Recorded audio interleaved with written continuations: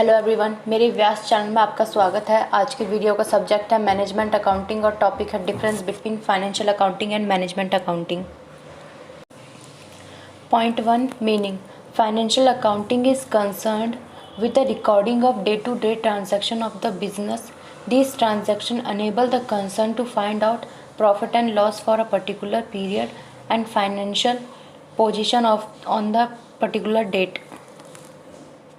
Financial accounting वो accounting होती है जिसमें दिन प्रतिदिन के बिजनेस ट्रांजैक्शंस रिकॉर्ड किए जाते हैं और इन्हीं रिकॉर्डेड ट्रांजैक्शंस के ज़रिए प्रॉफिट एंड लॉस पता चलता है और बिजनेस की फाइनेंशियल पोजीशन क्या है वो भी पता चलती है। Management accounting is concerned with the presentation of accounting information before management in such a way that it becomes useful and helpful in planning and running business operations more systematically. Management accounting वो accounting होती है जिसमें accounting information useful और helpful तरीके से present की जाती है मैनेजमेंट के सामने, जिससे कि मैनेजमेंट को प्लानिंग करने में आसानी हो, डिसीजंस लेने में आसानी हो और जिससे कि बिजनेस स्मूथली चलता रहे। Second point, nature.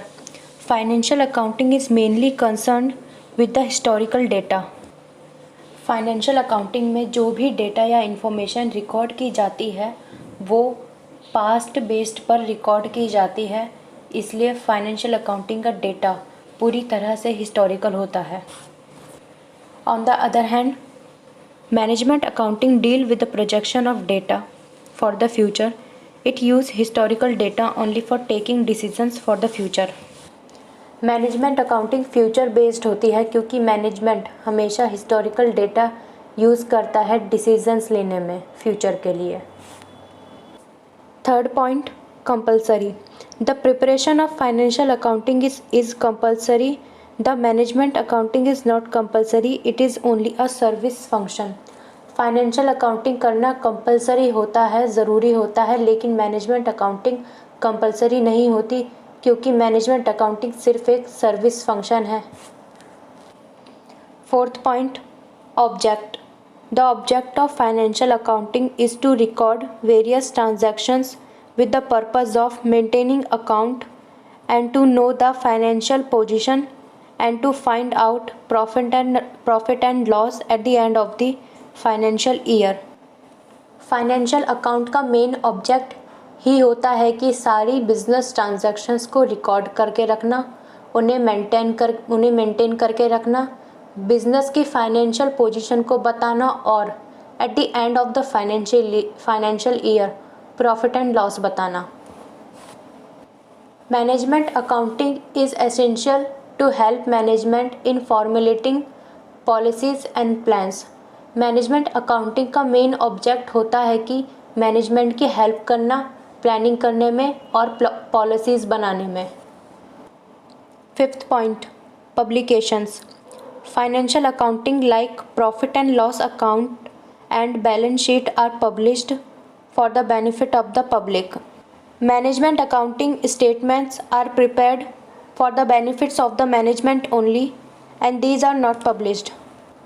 Financial accounting में प्रॉफिट एंड लॉस अकाउंट और बैलेंस शीट पब्लिश की जाती है पब्लिक को, लेकिन मैनेजमेंट अकाउंटिंग में ऐसा कुछ नहीं होता। पब्लिक के लिए कोई भी स्टेटमेंट्स पब्लिश नहीं की जाती हैं। मैनेजमेंट अकाउंटिंग सिर्फ मैनेजमेंट के बेनिफिट के लिए होती है। Point 6, period. Financial accounting is prepared for a particular period. Profit and loss account is generally prepared for 1 year and balance sheet is prepared on a particular date. Financial accounting ready करने के लिए एक समय होता है जिसमें profit and loss और balance sheet पूरे साल का रेडी किया जाता है eight the end of the financial year 1 April to 31 March. On the other hand, management accountants supplies information from time to time during the whole year. Management accounting में accountants साल में कभी भी मैनेजमेंट को information दे सकते हैं। Management accounting में कोई टाइम पीरियड नहीं होता है। इसी के साथ मेरी ये वीडियो भी यहीं पर ख़त्म होती है। Thanks for watching.